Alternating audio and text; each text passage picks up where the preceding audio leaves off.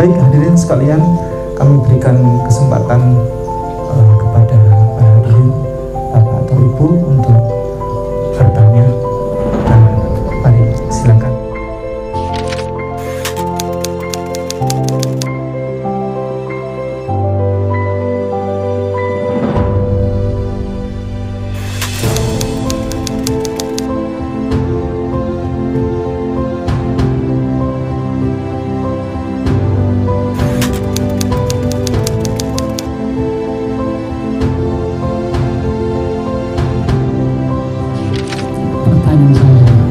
Faktor apakah yang menyebabkan para pendeta-pendeta itu tidak mengakui ayat tersebut? Dan ketika saya mendengar sebuah kajian dan ucapannya seperti itu, semakin kalian memahami Kristen, semakin kalian memahami Bible, memahami dunia, maka semakin puncaknya keimanan. Mungkin seperti itu, Pak. Pertanyaan saya, semakin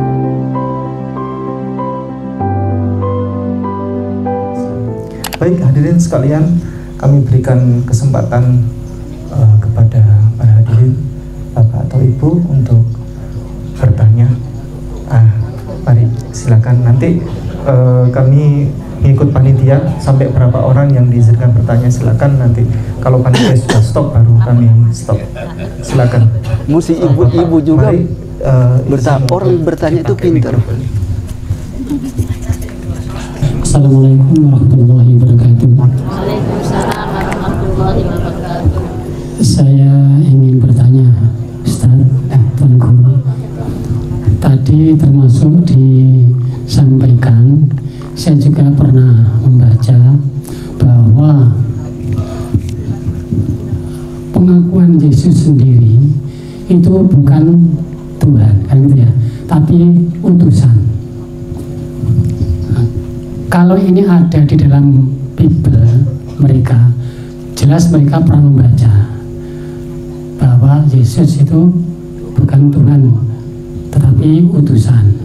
Pertanyaan saya, faktor apakah yang menyebabkan para pendeta-pendeta itu tidak mengakui ayat tersebut, tidak mengakui Bible tersebut yang berbunyi seperti itu? Faktor apa? Kalau faktor belum dapat hidayah, kami jelas menerima, belum dapat hidayah. Tapi faktor apa selain tidak atau belum dapat hidayah, kok tidak mengakui bahwa Yesus itu utusan? Demikian, Ustaz. Terima kasih.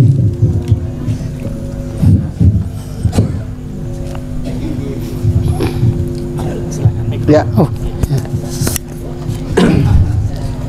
Dalam Alkitab itu Yesus sendiri mengatakan, aku adalah utusan. Tetapi para pendeta dalam doa mengakui dia adalah Tuhan sesembahan dan Allah. Nah, dalam Alkitab Yesus sendiri bilang begini, sebelum Abraham ada, aku telah ada. Lalu ada lagi ayat bilang begini, akulah yang awal dan yang akhir. Jadi mereka menyimpulkan bahwa dia itu adalah Tuhan. Tetapi dalam Alkitab disebutkan, aku tidak bisa berbuat apa-apa. Ini perkataan Yesus. Aku tidak bisa berbuat apa-apa. Apa yang aku sampaikan itu adalah daripada Allah subhanahu wa ta'ala. Seperti Nabi Yeskiel, dia menyampaikan sabda kepada umat Israel, dia dengar suara atau ada rema dari Allah, dia taruh di dalam hati Yeskiel, lalu dia sampaikan, demikian firmanku, aku menyampaikan. Nah, ini roh utusan Allah atau wahyu dari Allah atau anugerah dari Allah, sehingga dia menyampaikan sesuatu. Jadi yang dia sampaikan sebelum Abraham ada, aku telah ada, dan akulah yang awal, itu bukan perkataan Yesus, tetapi apa yang dia dengar dari Allah. Ini Contoh, ada air dan gelas aqua, jadi diisi penuh. Nah, air tetap air, gelas tetap gelas. Demikian juga di sisi Yesus, ada firman Allah, ada malaikat Allah yang menggerakkan Yesus. Itulah sebabnya Yesus tetap Yesus, dan yang bersuara, yang memakai Yesus itu adalah utusan dari Allah. Jadi dibedakan. Nah, ini para pendeta banyak yang belum tahu hal ini. Walaupun mereka dengar, itu fakta. Ya. Pada saat juga dia itu naik ke surga, dia dalam bentuk roh. Posisinya roh itu tetap masih dikuasai oleh roh Allah. Ya. Jadi dia bukan Allah, tetapi dia adalah utusan. Baik, Mungkin ada tambahan. biar tambah rapi, saya nggak banyak nambahkan. Ini monggo silakan hadirin Bapak Ibu sekalian, barangkali Ibu-ibu dulu bisa bertanya lagi. Mari silakan. Terima kasih. Assalamualaikum warahmatullahi wabarakatuh. Yang kami tanyakan, apakah di saat Bapak sebagai pendeta dulu ada misi untuk mengkristenisasi umat Islam khususnya? Dan yang kedua, bagaimana atau pesan apa kepada kami sehingga kita tahu misi-misi Kristen kepada umat Islam khususnya? Terima kasih. Assalamualaikum warahmatullahi wabarakatuh. sebagai pendeta itu sebetulnya misi terutama itu kembangkan pekerjaan Allah. Salah satu itu mengkristenisasikan. Apakah lingkungan itu ada umat Muslim, Buddha, Hindu, misinya itu berusaha menjangkau orang-orang di luar untuk memasukkan ke intern menjadi anggota kami. Itu dulu. Ya, saya banyak dialog dengan para Muslim itu. Itu istilahnya penginjilan personal. Jadi memberitakan kabar kesukaan itu misi Yesus untuk menarik jiwa-jiwa. Istilahnya domba yang terhilang harus dipanggil, bawa pulang ke jalan yang benar. Pada saat itu, ya. Tapi sekarang sudah berbeda. Berusaha untuk memperbanyak Muslim. Ya. Mungkin masih ada? Baik. Oh, ada sana.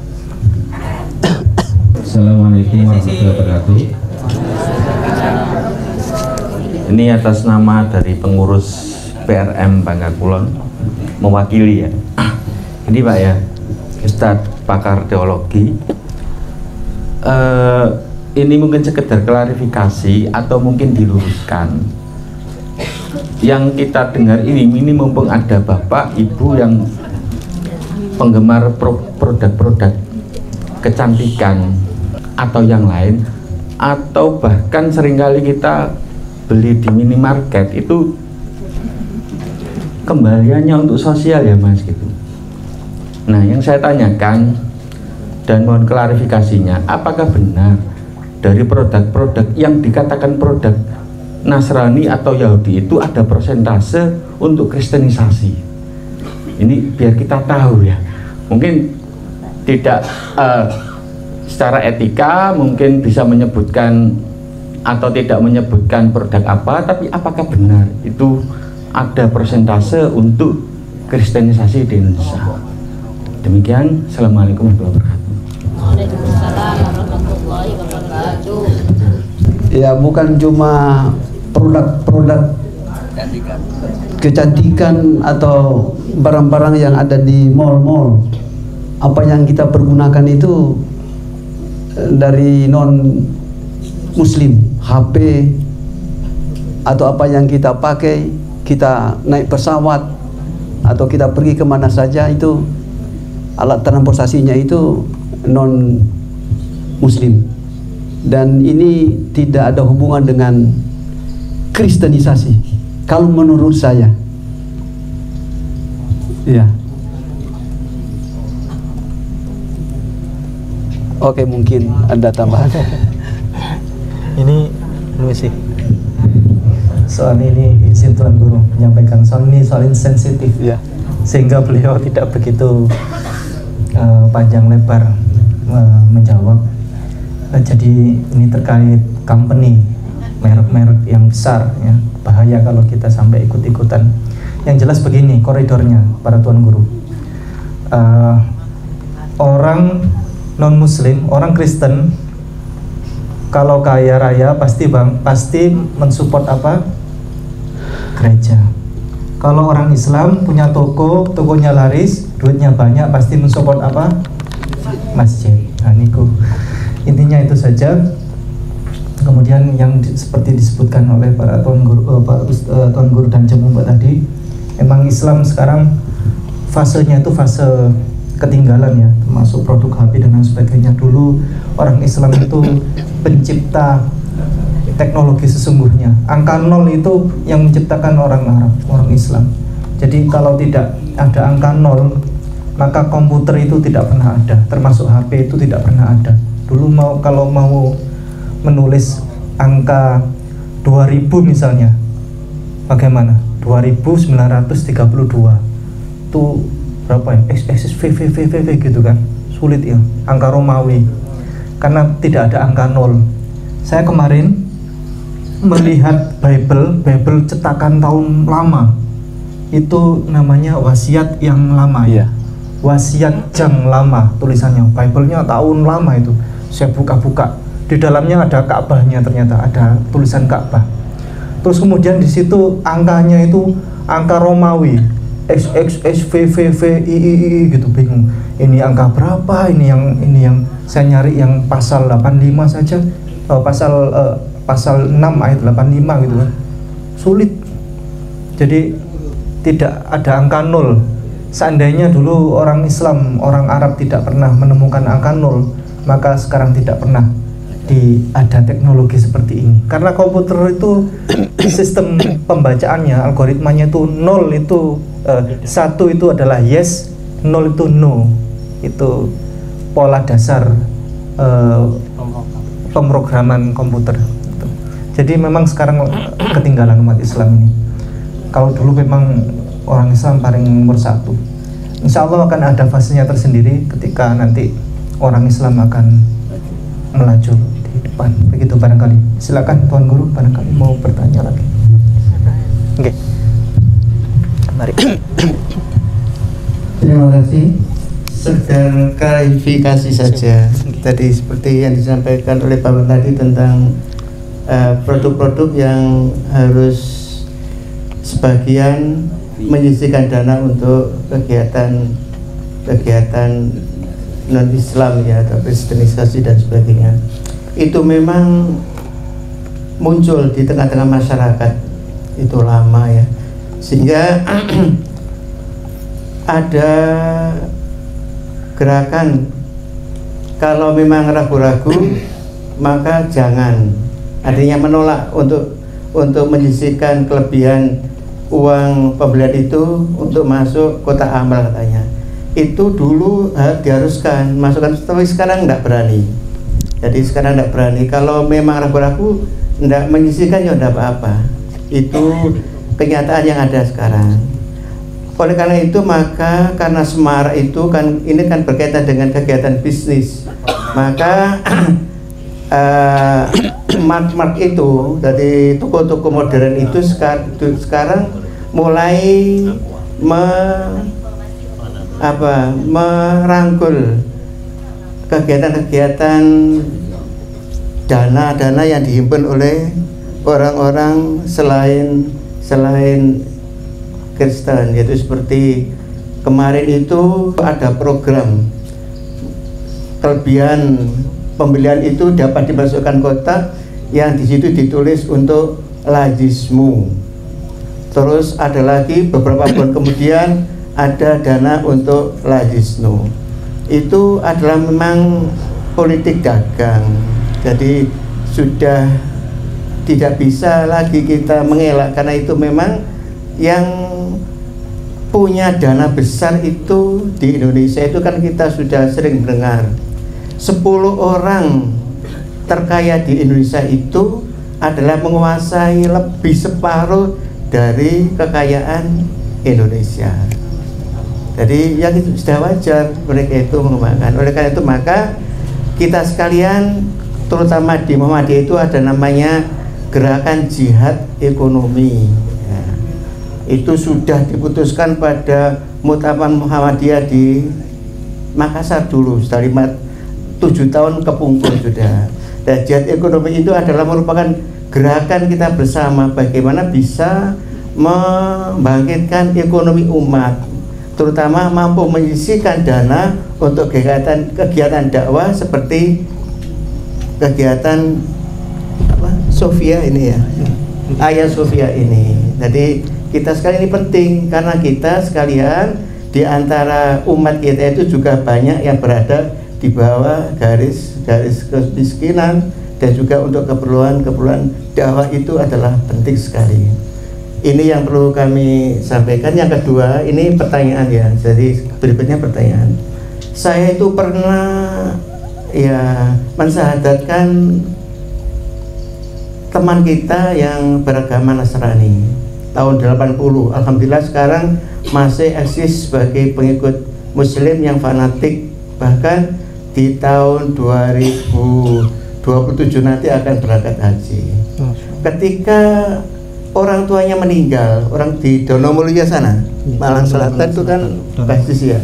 Itu ketika meninggal satu kesana itu kok ada tradisi seperti kegiatan selamatan itu loh. Apa memang demikian? Seperti kalau di sini itu ada 1 hari, 2 hari, 3 hari, 7 hari. Apa memang demikian? Itu pertanyaan saya. Terima kasih. Assalamualaikum warahmatullahi wabarakatuh. Baik Ustaz, terima kasih Ustaz Khairul. Pertanyaan itu adalah yang ada 7 hari, 40 hari dan sebagainya. Itu biasanya daerah Malang Selatan dari gereja GKJW Ustaz, Gereja Kristen Jawi Wetan, yang masih sampai sekarang menganut kental adat Jawa. Jadi memang tradisi Jawa itu kan kumpul-kumpul setelah orang meninggal itu 7 hari, 40 hari, 100 hari, pendak dan lain sebagainya. Itu masih dianut kental oleh masyarakat Kristiani dari aliran GKJW. Selain aliran GKJW, insya Allah tidak. Jadi dan GKJW itu di sana saya pernah ngikuti mereka sampai ke gereja dan lain sebagainya bersama-sama mereka. Bahkan kami pernah mengundang waktu Natal itu, mengundang mereka satu kampung, kami ajak makan-makan, masak-masak bersama. Itu senang mereka, luar biasa, bukan main. Nah itu mereka kalau ke gereja itu pakai kopiah begini, pakai seperti Ustadz ini, kopiah ini. Kalau yang perempuan pakai sewek itu, karena masih menganut tradisi kejawen. Kalau pakai kopiah kayak gini buatan putih ini. Kalau yang ini kopiah nasionalis, Bung Karno. Seperti itu kurang lebih.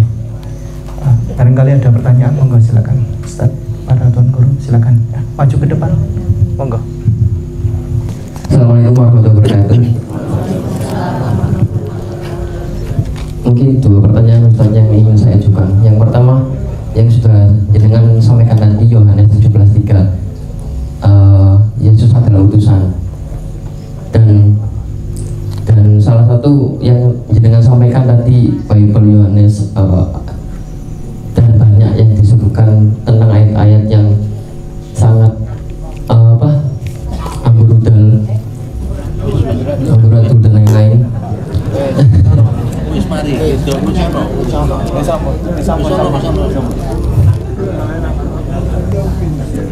Dan ketika saya mendengar sebuah kajian, semakin dan ucapannya seperti ini, semakin kalian memahami Kristen, semakin kalian memahami Bible, memahami dengan bingung, maka semakin puncaknya keimanan. Mungkin seperti itu, Tad. Pertanyaan saya, semakin kalian memahami Bible ataupun memahami Kristen secara bingung, maka semakin puncak keimanan akan terdapatkan dengan memahami Kristen itu. Itu yang pertama, Tad. Terus yang kedua, dulu ada diskusi di kampus saya mengundang pastor yang namanya Foira Eragea, dan saya bertanya seperti ini. Mungkin ini rada risih, tapi ini perlu saya ajukan, karena ketika saya ajukan ke pastornya jawab nanti aja Mas, ketika selesai saya baru bisa jawab dengan jenengan secara pribadi. Pertanyaannya gini, pastor itu apakah benar gak bisa menikah, Tad? Dan pertanyaan saya, bagaimana cara menyalurkan hawa nafsunya itu seperti apa, Tad? Lewat mana? Terima kasih. Assalamualaikum warahmatullahi wabarakatuh. Baik, bismillah. Pertanyaan nomor 1, yakni nanti yang pertanyaan nomor 2 yang soal orang dewasa tadi Tuan Guru akan jawab. Saya akan jawab nomor 1, nanti Tuan Guru tambahkan. Apakah semakin betul mendalami Bible itu semakin dekat dengan ajaran Islam? Benar. Semakin kita mengetahui Bible, membaca Bible secara tuntas, maka kita akan dekat dengan Allah, kita akan dekat dengan Islam. Begini, saya kasih contoh. Kami ini sesungguhnya, umat Islam ini sesungguhnya adalah pengikut Yesus Kristus yang sejati. Karena apa? Begini, peninggalan yang paling besar di dunia ini adalah sesungguhnya adalah kitab suci. Karena kalau dulu orang ingin tahu bagaimana apakah Yesus pernah menghidupkan orang mati, itu hanya istilahnya apa ya, cerita yang pembuktiannya itu sulit untuk dibuktikan zaman sekarang. Apakah Rasulullah dulu pernah membelah bulan? Nah, itu cerita yang pembuktian sekarang itu orang tidak bisa melihat.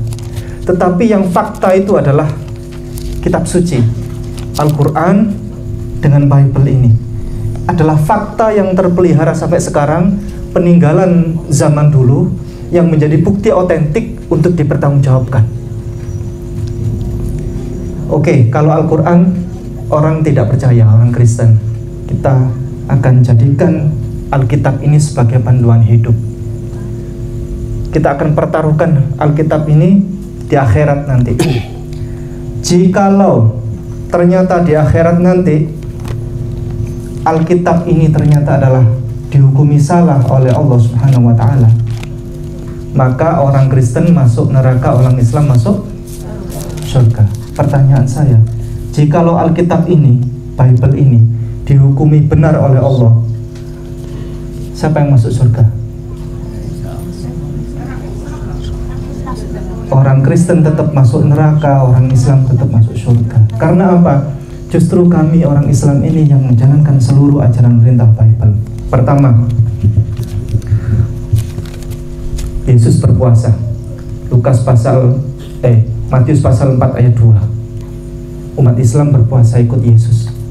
Perintah berpuasa wajib, bahkan kalau tidak berpuasa wajib dihukum mati. Imamat pasal 23 ayat 29. Kemudian Yesus bersunat, Lukas pasal 2 ayat 21. Di Bible diperintahkan tentang wajib bersunat. Kitab Kejadian pasal 17 ayat 9 sampai 14. Bahkan bagi siapa yang tidak bersunat maka wajib dilenyapkan, wajib dihukum mati. 3. Yesus mati dikubur dikafani pakai kain kafan warna putih, dikasih rempah-rempah harum-haruman, persis seperti orang Islam dikuburkan. Dalilnya di Matius pasal 27 ayat 59. Sementara orang Kristen kalau mati dipakai jas, di peti dan lain sebagainya. Sama sekali tidak ada dalilnya di Bible. Berikutnya, di Bible diharamkan makan babi. Imamat pasal 11 ayat 7 sampai 8. Kami umat Islam tidak makan babi. bau babi apapun, babi kecap, babi ngepet, babi bakar, babi panggang, silakan, haram hukumnya.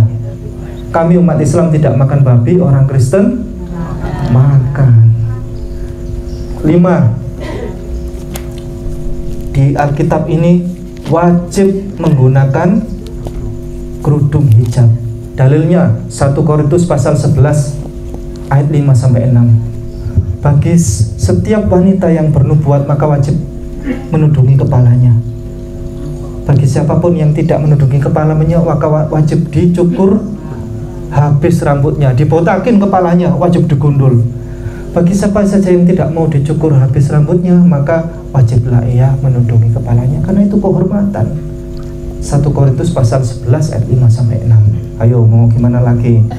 Yang Bunda Maria saja ketik di Google, Bunda Maria pakai jilbab, biarawati pakai jilbab. Kok biarawati saja? Sementara umatnya, jemaatnya kalau ke gereja pakai tank top. Nah ini, kami umat Islam yang menjalankan. Silakan di-shoot ini ibu-ibu semuanya pakai hijab, tidak orang Islam. Nah, pakai hijab semuanya. Kami mengikuti ajaran perintah Bible. Kemudian Yesus di Bible itu diajarkan, Yesus itu berdoa kepada Allah. Matius pasal 27 ayat 46.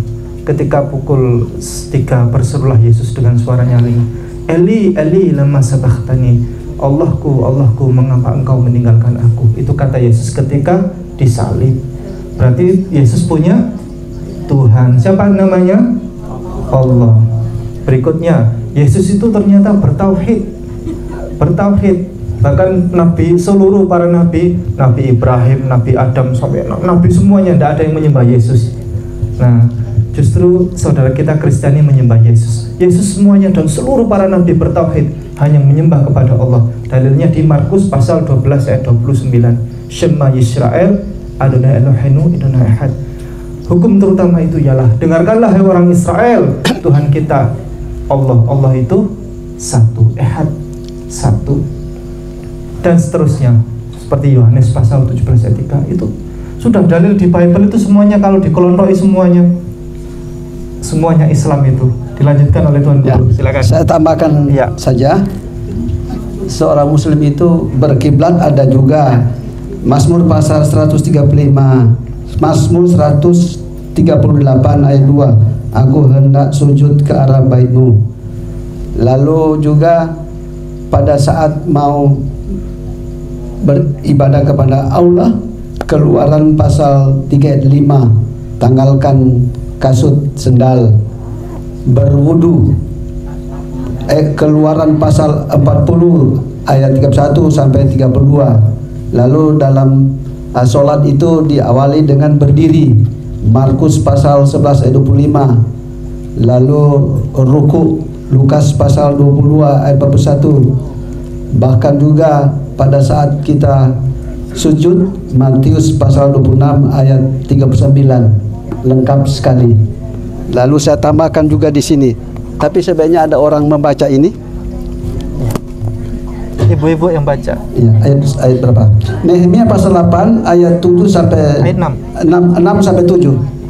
Bisa? Ya. Ya baca. Iya. Keras. Ezra membuka kitab itu di depan mata seluruh umat, karena ia berdiri lebih tinggi dari semua orang itu. Pada waktu ia membuka kitab itu, semua orang bangkit berdiri. Lalu Ezra memuji Tuhan, Allah yang maha besar, dan semua orang menyambut dengan amin, amin, sambil mengangkat tangan. Kemudian mereka berlutut dan sujud menyembah kepada Tuhan dengan muka sampai ke tanah. Juga selesai. Saya disuruh nerangkan sama Tuan Guru. Ini tadi Ezra itu adalah seorang ahli kitab di sini. Dia itu seorang pemimpin, seorang imam di kala itu, zaman itu, waktu itu. Mana? 8 ayat 6. Ini dia sini. Yang ini. Sini. Lalu Ezra membuka kitab itu di depan mata seluruh umat, karena ia berdiri lebih tinggi dari semua orang-orang itu. Ezra itu membuka kitab, dia sebagai apa kira-kira kalau membuka kitab? Imam. Kiai, pengkhotbah. Karena di sini karena Ezra lebih tinggi dari semua umat, dia waktu itu di atas mimbar. Baik, saya lanjutkan. Pada waktu karena ia berdiri lebih tinggi dari semua orang itu, pada waktu ia membuka kitab itu, semua orang bangkit berdiri. Nah, setelah ia membuka kitab itu, semua orang bangkit berdiri. Apa namanya itu kalau di Islam? Qomat, nggih. Qomat. Kemudian lalu Ezra memuji Tuhan, Allah yang maha besar. Allah yang maha besar itu kalau di Islam apa? Allahu Akbar. Allahu Akbar. Kemudian dan semua orang menyambutnya dengan amin, amin. Itu sesudah doa sambil Al-Fatihah. Sambil mengangkat tangan. Artinya setiap gerakan di Islam kalau sholat itu mesti angkat tangan. Mengangkat tangan. Allahu Akbar, Allahu Akbar. Kemudian mereka berlutut dan sujud menyembah kepada Tuhan dengan muka sampai ke tanah. Pertanyaan saya, ini berlutut dan bersujud. Berlutut itu rukuk, bersujud hingga muka sampai ke tanah. Kira-kira di seluruh dunia ini, di atas bumi ini, di bawah kolong langit ini, ajaran agama mana yang mengajarkan kalau beribadah itu seperti ini hingga sujud sampai muka sampai ke tanah? Hanya Islam. Hanya Islam. Mari silakan. Ini nomor 2 belum? Ya, ini soal orang dewasa. Itu masalah dewasa itu sebetulnya individual. Iya. Saya malu kalau terus terang itu. Jadi individual. Ustaz, kalau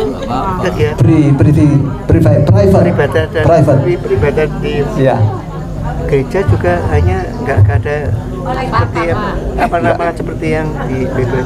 Kita sudah ngerti ini private. Ya. Nah, ini Ustaz mau bertanya ini beliau, Ustaz Khairul. Iya. Mari. Terima kasih. Kalau di Bible tadi kan sudah dibaca bahwa ritual di gereja itu kalau peribadatan kan mestinya harus ada takbir, ada ruku, ada sujud. Apakah praktek mingguan itu apa juga dilakukan di gereja? Ya. Ini saya menambahkan pertanyaan. Kira-kira di gereja itu ngapain aja? Ini orang Islam penasaran ini. Di gereja itu ngapain aja? Ya. Memang dalam gereja itu tidak sesuai dengan apa yang Pak Ustadz bacakan tadi. Ya, nyanyi, memuji Tuhan, lalu main musik dan sebagainya. Ya, tidak seperti berdiri, ruku, sujud dan sebagainya seperti apa yang disebutkan dalam Nehemia itu. Ya. Mesti terus terang. Katanya agama apa di dunia itu seperti ini? Iya. Semua jawab hanya Islam. yang dari pemuda Muhammadiyah tadi belum. Saya sudah bilang tadi private dan itu tidak bisa. Jadi tergantung individual. Iya, baik. Baik, kalau ada pertanyaan lagi monggo. Silakan Tuan Guru. Nanti yang men-stop biar panitia. Yang terakhir. Biar panitia yang men-stop, kalau sudah stop waktunya selesai maka. Kalau panitia bilang sudah selesai, panitia bilang satu lagi, monggo silakan. Terakhir. Ada pertanyaan dari ibu-ibu? Silakan. Dari bapak-bapak. Oke, silakan. Terima kasih. Assalamualaikum warahmatullahi wabarakatuh. Waalaikumsalam warahmatullahi wabarakatuh. Mohon keterangan kalau ada, yaitu referensi buku atau apa yang bisa dibaca oleh kaum muda untuk membentengi diri dan masyarakat dari kegiatan kristenisasi itu. Terima kasih. Oh, Pak Ustadz. Sudah baik, perihal buku sebenarnya ada banyak, tapi kami bawanya sedikit tadi. Gak apa-apa nggih. Silakan ke sinten Ustaz. Nggih. Nanti bisa disampaikan, kami sampaikan. Bawanya cuma sedikit. Jadi terlupa tadi, harusnya bawa banyak. Tapi ada buku yang lain juga nanti kami ikut sertakan. Barangkali begitu ya Ustaz. Terima kasih, kami akhiri. Mudah-mudahan bermanfaat acaranya. Assalamualaikum warahmatullahi wabarakatuh. Waalaikumsalam warahmatullahi wabarakatuh.